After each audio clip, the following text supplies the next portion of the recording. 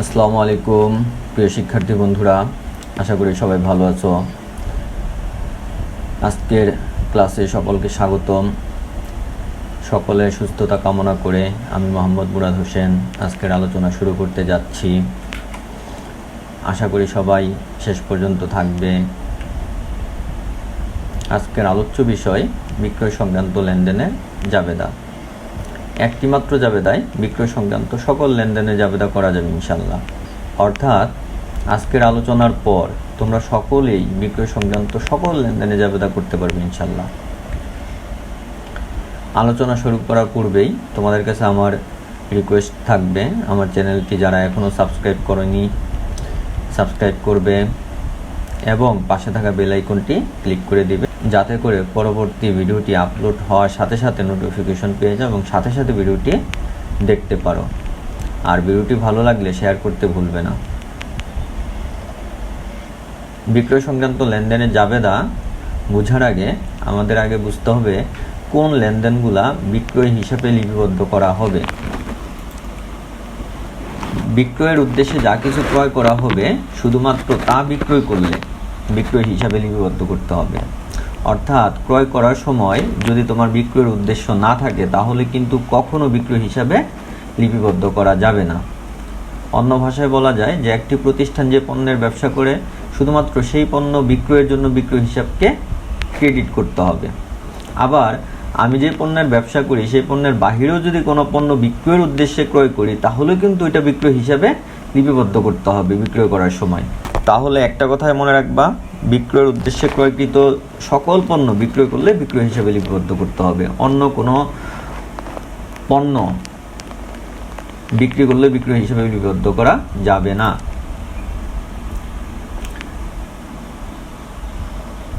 বিক্রয় সংক্রান্ত কয়েকটি লেনদেন আমরা দেখে আসি।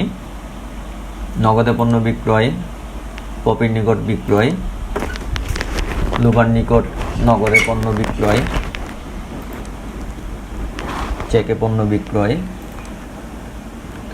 পণ্য বিক্রয়, বাকিতে পণ্য বিক্রয়, স্বীকৃত বিলের বিনিময়ে বিক্রয়, জিতুর নিকট নগদ ও চেকে বিক্রয়, বিক্রয়ের উদ্দেশ্যে ক্রয়কৃত মোটর লরি ৬০,০০০ টাকায় বিক্রয়, পণ্য বিক্রয় নগদে, চেকে, ধারে ও স্বীকৃত বিলে,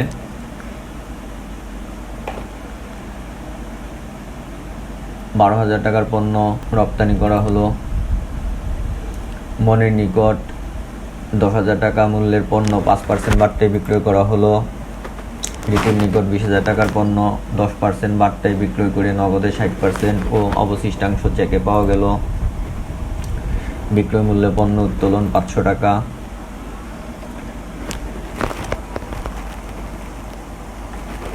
এই যে লেনদেনগুলা আজকের আলোচনা করার পর সকল লেনদেনে যাবে তা তোমরা একাই করতে পারবে ইনশাল্লাহ, কারো সহযোগিতা লাগবে না। প্রিয় শিক্ষার্থী বন্ধুরা,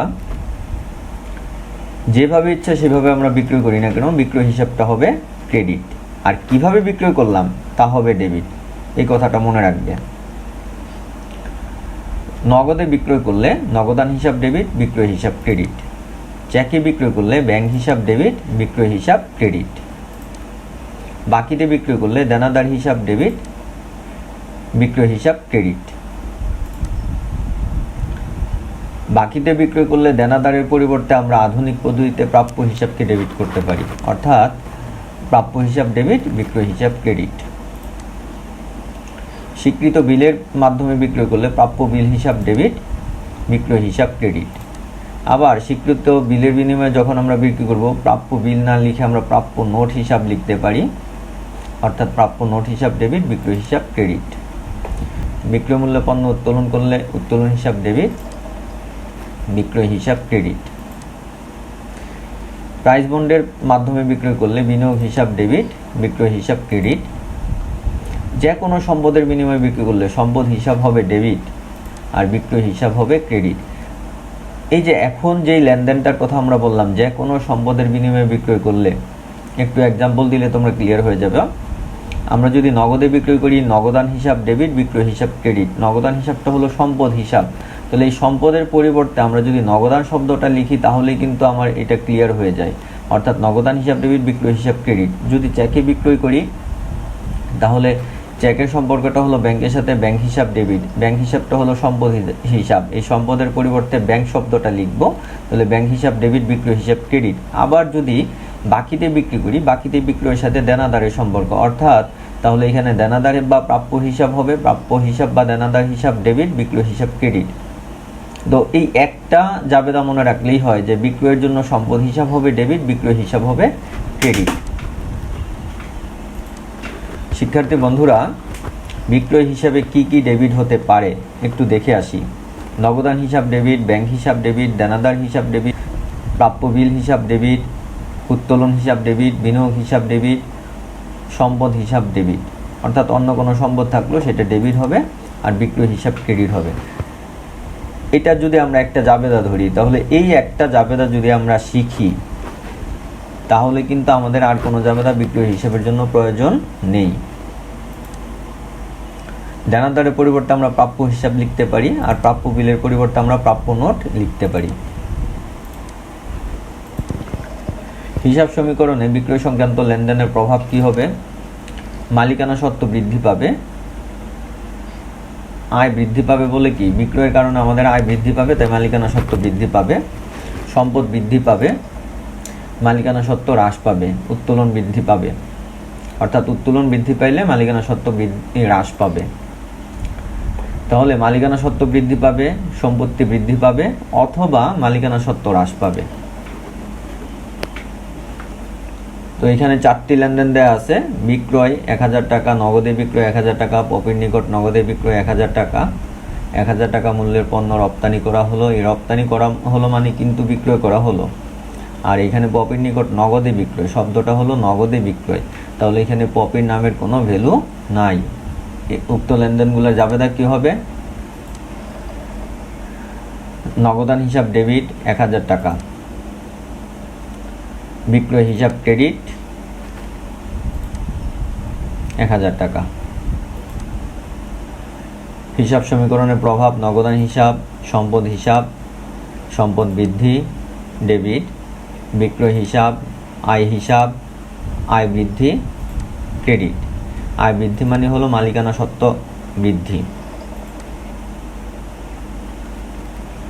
চেকে বিক্রয় 3000 টাকা, বিক্রয় বাবদ 3000 টাকা, চেক প্রাপ্তি অমির নিকট চেকে বিক্রয়। এই 3টা লেনদেন এখানে দেওয়া আছে। 3টা লেনদেনের জন্য জাবেদা আমাদের সেমই হবে, অর্থাৎ বিক্রয় করছি, বিক্রয় হিসাব আমাদের ক্রেডিট হবে। আর যেহেতু চেকের জন্য কি আসবে? ব্যাংক হিসাব। তাহলে ব্যাংক হিসাব ডেবিট 3000 টাকা আর বিক্রয় হিসাব ক্রেডিট 3000 টাকা। হিসাব সমীকরণের প্রভাব: ব্যাংক হিসাব সম্পদ বৃদ্ধি ডেবিট, বিক্রয় হিসাব আয় বৃদ্ধি ক্রেডিট। আয় বৃদ্ধি মানে হলো মালিকানা সত্ত্ব বৃদ্ধি। ধারে বিক্রয় বা বাকিতে বিক্রয়, আর এখানে আরেকটি শব্দ থাকতে পারে, সেটা হলো অলিখিত বিক্রয়। 3টা কথাই সেম, অর্থাৎ ধারে, বাকিতে অথবা অলিখিত বিক্রয় 3টা কথাই সেম। তো ধারে বিক্রয়ের সাথে কার সম্পর্ক? দেনাদার বা প্রাপ্য হিসাব। তাহলে দেনাদার হিসাব ডেবিট 5000 টাকা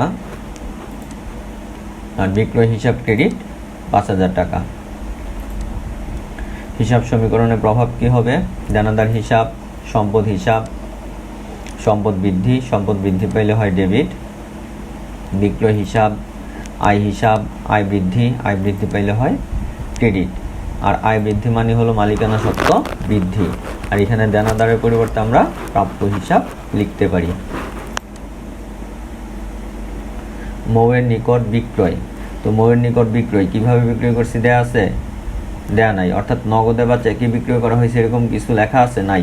তার মানে হলো মৌয়ের নিকট আমরা পণ্য অবশ্যই বাকিতে বিক্রয় করেছি, আর বাকিতে বিক্রয়ের সাথে দেনাদারের সম্পর্ক। তাহলে জাবেদা কি হবে?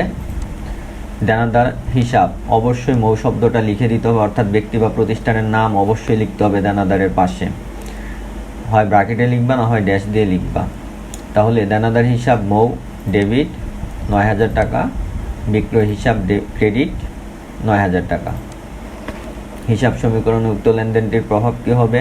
দেনাদার হিসাব মৌ, সম্পদ হিসাব সম্পদ বৃদ্ধি পাইলে হয় ডেবিট, বিক্রয় হিসাব আয় বৃদ্ধি পাইলে হয় ক্রেডিট। আর বিক্রয় হিসাব আয় বৃদ্ধি মানে কি? মালিকানা সত্ত্ব বৃদ্ধি। আর আমরা যদি এখানে দেনাদার হিসাব না লিখি, আমরা লিখতে পারি কি? প্রাপ্য হিসাব। দেনাদারের পরিবর্তে আমরা লিখতে পারি প্রাপ্য হিসাব, কিন্তু ব্যক্তি বা প্রতিষ্ঠানের নাম যদি থাকে অবশ্যই লিখতে হবে। স্বীকৃত বিলের বিনিময়ে পণ্য বিক্রয়। স্বীকৃত বিলের বিনিময়ে পণ্য বিক্রয় করলে কি হবে? বিলের টাকাটা আমরা ভবিষ্যতে অবশ্যই পাবো। আর যে বিলের টাকা আমরা ভবিষ্যতে পাবো সেই বিলের নাম হলো প্রাপ্য বিল বা প্রাপ্য নোট। তাহলে এখানে প্রাপ্য বিল হিসাব ডেবিট ৬,০০০ টাকা, বিক্রয় হিসাব ক্রেডিট ৬,০০০ টাকা। সমীকরণে প্রভাব কি হবে? প্রাপ্য বিল সম্পদ হিসাব সম্পদ বৃদ্ধি পাইলে হয় ডেবিট, বিক্রয় হিসাব আয় বৃদ্ধি পাইলে হয় ক্রেডিট। আর বিক্রয় হিসাব এখানে আয় বৃদ্ধির কারণে মালিকানা সত্ত্ব বৃদ্ধি পাবে। আর প্রাপ্য বিলের পরিবর্তে আমরা কি? প্রাপ্য নোট লিখতে পারি। জিতুর নিকট ৯,০০০ টাকার পণ্য বিক্রয় করে নগদে ২,০০০ টাকা ও ৩,০০০ টাকার একটি চেক প্রাপ্তি। শিক্ষার্থী বন্ধুরা, আমরা কত টাকার পণ্য বিক্রয় করছি? ৯,০০০ টাকার, কিন্তু টোটাল টাকা কত পাইলাম? ২,০০০ আর ৩,০০০ ৫,০০০। তাহলে বাকি থাকলো কত? ৪,০০০। এই ৪,০০০-এর কথা মনে রাখবা, অবশ্যই ধারে বা বাকিতে বিক্রয়। তাহলে এখানে জাবেদা কি আসবে? নগদান হিসাব ডেবিট। নগদে কত পেলাম? ২,০০০ টাকা। তাহলে নগদান হিসাব ডেবিট ২,০০০ টাকা, ব্যাংক হিসাব ডেবিট, চেক পাইছি ৩,০০০ টাকার, তাহলে ব্যাংক হিসাব ডেবিট ৩,০০০ টাকা। আর থাকলো বাকি ৪,০০০ টাকা, এটা দেনাদার হিসাব জিতু ডেবিট ৪,০০০ টাকা, আর বিক্রয় হিসাব ক্রেডিট ৯,০০০ টাকা। সমীকরণের প্রভাব নগদান হিসাব সম্পদ বৃদ্ধি পাইলে হয় ডেবিট, ব্যাংক হিসাব সম্পদ বৃদ্ধি ডেবিট, দেনাদার হিসাব সম্পদ বৃদ্ধি পাইলে হয় ডেবিট, বিক্রয় হিসাব আয় বৃদ্ধি পাইলে হয় ক্রেডিট। আর আয় বৃদ্ধির কারণে মালিকানা সত্ত্ব অবশ্যই বৃদ্ধি পাবে। আর এইখানে দেনাদার হিসাব, এটার পরিবর্তে আমরা লিখতে পারি প্রাপ্য হিসাব জিতু। ১০,০০০ টাকার পণ্য বিক্রয় করে ৬০% নগদে ও বাকি টাকা চেকে পাওয়া গেল।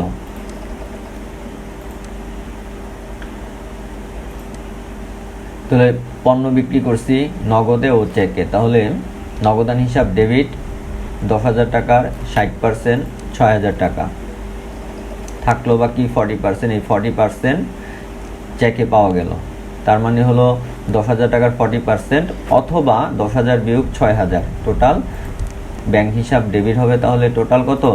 ৪,০০০ টাকা। আর বিক্রয় হিসাব ক্রেডিট ৬,৪,১০, অর্থাৎ ১০,০০০ টাকার পণ্য বিক্রি করছি, 10,০০০ টাকা ক্রেডিট হবে। হিসাব সমীকরণে লেনদেনটির প্রভাব কী হবে? নগদান হিসাব সম্পদ বৃদ্ধি পাইলে হয় ডেবিট, ব্যাংক হিসাব সম্পদ বৃদ্ধি ডেবিট, বিক্রয় হিসাব আয় বৃদ্ধি পাইলে হয় ক্রেডিট। আর আয় বৃদ্ধি মানে মালিকানা সত্ত্ব বৃদ্ধি। ঋতুর নিকট ২০,০০০ টাকার পণ্য 10% বার্তায় বিক্রয় করে নগদে 60% এবং অবশিষ্টাংশ চেকে বিক্রয়। প্রিয় শিক্ষার্থী বন্ধুরা, এখানে দেখো 10% বার্তায়, এই যে 10% বার্তা, এটা কিন্তু কারবারি বার্তা। তাহলে 20,০০০-এর 10% 2,০০০ টাকা, তাহলে 20,০০০ টাকা থেকে 2,০০০ টাকা বাদ দিলে থাকে 18,০০০ টাকা। অর্থাৎ লেনদেনটা যদি এভাবে বলতো যে ঋতুর নিকট 18,০০০ টাকার পণ্য বিক্রয় করে 60% নগদে এবং অবশিষ্টাংশ চেকে প্রাপ্তি, একই কিন্তু। তাহলে চলো এখন দেখি আমরা জাবেদা কি হবে। এখানে মনে রাখতে হবে আমরা বিক্রয় করছি কিন্তু 18,০০০ টাকা, তাহলে 18,000 টাকার 60% হলো 10,800 টাকা, নগদান হিসাব ডেবিট 10,800 টাকা। আর থাকলো বাকি 18,000 থেকে 10,800 বাদ দেও, অথবা 18,000 ইন্টু 40%, তাহলে কত আসবে? ব্যাংক হিসাব 7,200 আর বিক্রয় হিসাব ক্রেডিট 18,000 টাকা। হিসাব সমীকরণে উক্ত লেনদেনটির প্রভাব: নগদান হিসাব, সম্পদ হিসাব, সম্পদ বৃদ্ধি পাইলে হয় ডেবিট, ব্যাংক হিসাব, সম্পদ বৃদ্ধি পাইলে হয় ডেবিট, বিক্রয় হিসাব, আয় বৃদ্ধি ক্রেডিট। আর আয় বৃদ্ধি মানে তো জানোই মালিকানা সত্ত্ব বৃদ্ধি। বিক্রয়ের উদ্দেশ্যে ক্রয়কৃত মোটর লরি 60,000 টাকায় বিক্রয় করা হলো। অর্থাৎ মোটর লরিটা আমরা যখন ক্রয় করছি তখন উদ্দেশ্যই ছিল যে এটা আমরা আবার বিক্রি করে দিব, তাহলে এখানে মোটর লরি হিসাবে কিন্তু কোনো হিসাব লেখা যাবে না। আর মোটর লরিটা আমরা কিভাবে বিক্রি করছি? উত্তর নাই, তার মানে কি? অবশ্যই নগদে বিক্রয় করছি। তাহলে নগদান হিসাব ডেবিট 60,000 টাকা আর বিক্রয় হিসাব ক্রেডিট 60,000 টাকা। দেখো এখানে কিন্তু মোটর লরি নামে কিন্তু আসবে না, কারণ আমরা যদিও মোটর লরি বিক্রি করছি কিন্তু যখন ক্রয় করছিলাম এটা বিক্রির জন্যই ক্রয় করেছি, যার কারণে এটার অন্য কোনো নামে লেখা যাবে না, বিক্রয় হিসাবেই লিখতে হবে। হিসাব সমীকরণে উক্ত লেনদেনটির প্রভাব: নগদান হিসাব, সম্পদ বৃদ্ধি হয় ডেবিট, বিক্রয় হিসাব, আয় বৃদ্ধি পেলে হয় ক্রেডিট। আয় বৃদ্ধি মানে কি? মালিকানা সত্ত্ব বৃদ্ধি। পণ্য বিক্রয়: নগদে 7,500 টাকা, চেকে 3,000 টাকা, ধারে 5,000 টাকা, স্বীকৃত বিলে 2,500 টাকা। অর্থাৎ এখানে নগদান হিসাব ডেবিট হবে, ব্যাংক হিসাব ডেবিট হবে, ধারে দেনাদার হিসাব ডেবিট হবে, স্বীকৃত বিলে এই জন্য কি প্রাপ্য বিল হিসাব ডেবিট হবে, আর টোটালটা হবে বিক্রয় হিসাব ক্রেডিট। তাহলে এখন আমরা আবার জাবেদাটা আবার একটু দেখি।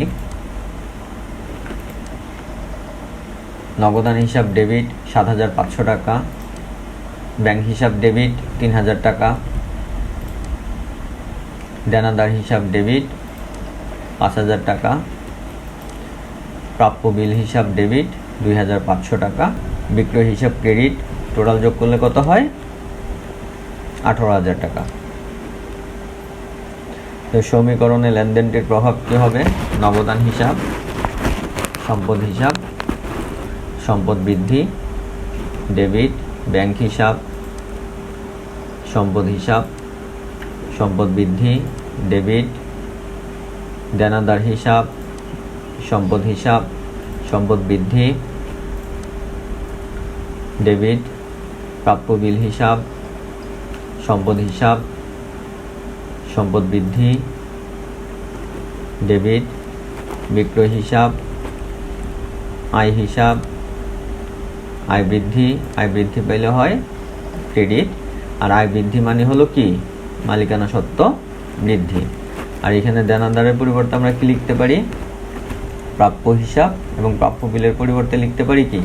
প্রাপ্য নোট হিসাব।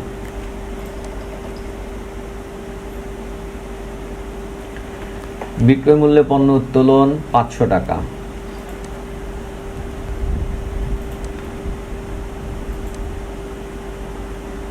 তো বিক্রয় মূল্য পণ্য উত্তোলন এর অর্থ হলো মালিক তার প্রয়োজনে পণ্যটা নিয়ে গেছে, কিভাবে নিয়ে গেল? বিক্রয় মূল্যে নিয়ে গেল।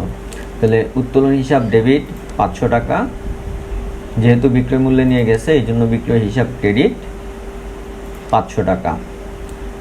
তো এই লেনদেনটি যদি আরও একটু ভালো করে বুঝতে চাও, উত্তোলন সংক্রান্ত লেনদেনের একটা ভিডিও আমার আপলোড করা আছে, ভিডিও ডেসক্রিপশনে আমার তার লিঙ্কটা দেওয়াও আছে।